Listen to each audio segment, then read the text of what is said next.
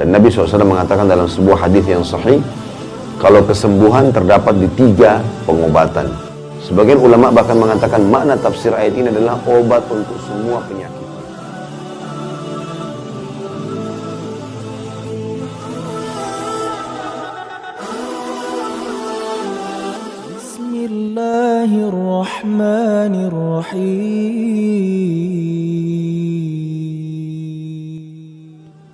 Ayat 68-nya, wa auha rabbuka ilan nahli an ittakhidhi minal jibali buyutan wa minasy syajari wa mimma ya'rishun. Dan Tuhanmu mewahyukan kepada lebah, buatlah sarang-sarang di bukit-bukit, di pohon-pohon kayu, dan di tempat-tempat yang dibikin manusia. Karena surah ini berbicara masalah lebah, surah An-Nahl. Maka ini ayat 68 ini adalah penyebab kenapa surah ini dinamakan surah An-Nahl. Dan subhanallah, lebah ini hewan yang luar biasa, Bapak Ibu sekalian. Tidak pernah ada lebah kita temukan di tempat sampah. Tidak pernah. Pasti tempatnya yang bagus. Di pohon-pohon yang wangi, sari bunganya banyak. Nggak ada di sampah. Lebah nggak ada di sampah. Dan lebah itu termasuk hewan yang tidak pernah mengganggu hewan lain. Tetapi dia kalau diganggu, dia bisa mematikan. Makanya Nabi SAW memberikan perumpamaan orang mukmin seperti lebah. Dia kalau makan, dia makan yang bagus-bagus saja, yang halal, yang berkualitas. Kalau dia memberi yang terbaik. Dia berikan madu dari perutnya, gitu kan. Dan kalau dia hinggap di sebuah tempat, dia tidak merusaknya. Orang mukmin kalau datang selalu menjadikan kebaikan pada dirinya dan pada sekitarnya. Dan Allah memerintahkan lebah tersebut disuruh buat sarang-sarang di bukit-bukit dan pohon-pohon kayu dan tempat-tempat dibikin manusia. Sarang-sarangnya ini sebuah keajaiban tersendiri. Bagaimana di situ bisa diletakkan madu yang kita tahu madu itu bobotnya sangat berat. Ayat 69 Allah menjelaskan apa yang diperintahkan kepada lebah tersebut. Thumma kuli min kulli thamarati fasluki subula rabbiki dhulula. Yakhruju min butuniha syarabun mukhtalifun alwanuhu fihi shifa'un linnas. Inna fi dzalika laayatan liqaumin yatafakkarun. Kemudian kami perintahkan juga kepada lebah, makanlah dari tiap-tiap macam buah-buahan dan tempuhlah jalan Tuhanmu yang telah dimudahkan bagimu. Kata ulama tafsir, maksudnya tempuh jalan yang dimudahkan itu adalah lebah itu berkelompok-kelompok.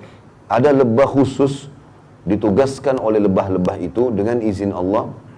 Dan saya pernah lihat sendiri cuplikannya, bagaimana dia khusus untuk mencari lokasi-lokasi yang ada sari bunga yang baik. Dan setelah itu dia kembali ke sarangnya, menyampaikan ke teman-temannya dan sangat detail. Saya lihat cuplikannya sendiri. Ilmuwan-ilmuwan kita manusia dengan izin Allah tentunya coba menangkap lebah-lebah itu. Mereka pelajari lalu dijepit, lalu dikasih tanda cat di atas badannya.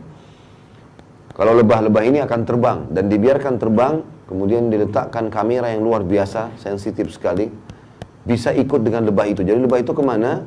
Kamera itu ada, jadi kita seperti menonton lebah ini sedang terbang. Lalu dia jalan jauh sekali sampai dia temukan sari-sari bunga yang banyak. Di gunung-gunung, di lembah-lembah. Kemudian dia setelah dapat, dia nggak ngambil sari bunga itu, padahal sari bunga itu makanan favoritnya dia. Dia pulang, kemudian dia sampaikan ke teman-temannya di sarang. Dan uniknya diperlihatkan di situ bagaimana lebah itu memberikan gambaran kepada teman-temannya tentang jarak dan tempat sari bunga itu. Dengan cara menggoyang-goyangkan badannya dengan hitungan tertentu dan sayapnya ke arah barat, ke arah timur. Kata para ilmuwan, ini kalau kita ikutin secara ilmiah dan diikutin oleh para ilmuwan tersebut, tempatnya tepat. Seperti orang yang sedang memberikan isyarat ke arah timur sekian kilometer, ke arah barat sekian, dan seterusnya. Dan ditemukan sari bunga itu betul-betul ada. Dan ini tidak mungkin model hewan seperti lebah yang kecil, kemudian punya pemahaman seperti ini kalau memang tidak ada Tuhannya. Allah turunkan khusus buat kita orang beriman surah An-Nahl untuk menjelaskan itu.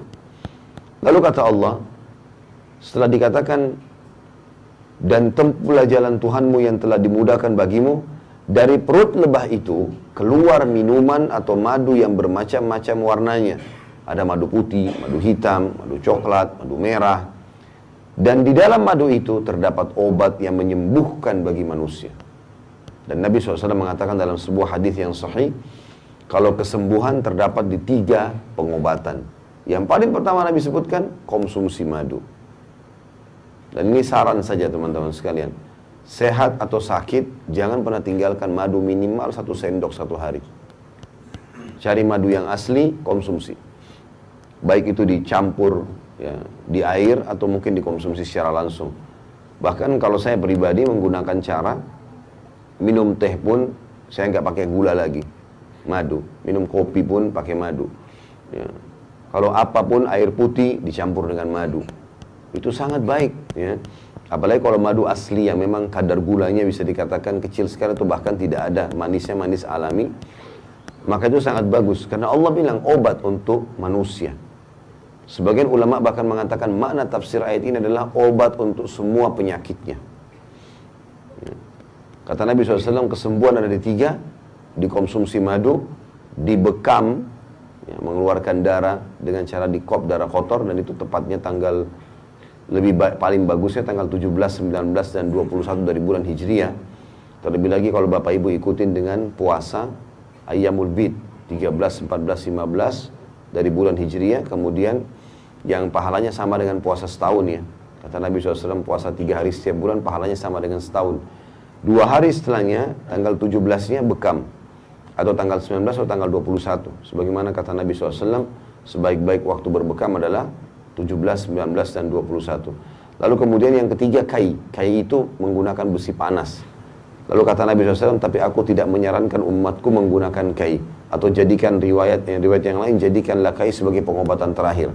Dan kai artinya besi dipanaskan lalu dikagetkan di tempat yang sedang sakit. Biasanya mungkin ini orang stroke membutuhkan ini. Kalau di zaman Nabi SAW dulu pernah Sa'ad bin Mu'adz radhiyallahu anhu, sahabat Nabi yang mulia, yang pada saat beliau meninggal dunia, kata Nabi SAW, arsy-Nya Allah goncang, karena dekatnya dengan Sang Pencipta Allah. Itu sempat daerah wilayah dadahnya atau sekitar dadahnya kena panahnya orang Quraisy, dan beberapa urat-urat sarafnya putus. Maka ngeluarin darah terus non-stop. Ya, zaman dulu nggak ada kayak zaman sekarang. Sekarang ada dokter bedah segala macam bisa dijahit. Zaman dulu nggak bisa. Maka Nabi SAW pun memanaskan besi lalu menempelkan di lukanya Sa'ad ya, untuk memberhentikan darah tersebut. Tapi saksi bahasan kita adalah masalah madu. Ya. Sesungguhnya pada demikian itu benar-benar terdapat tanda-tanda kebesaran Tuhan bagi orang-orang yang mau memikirkan.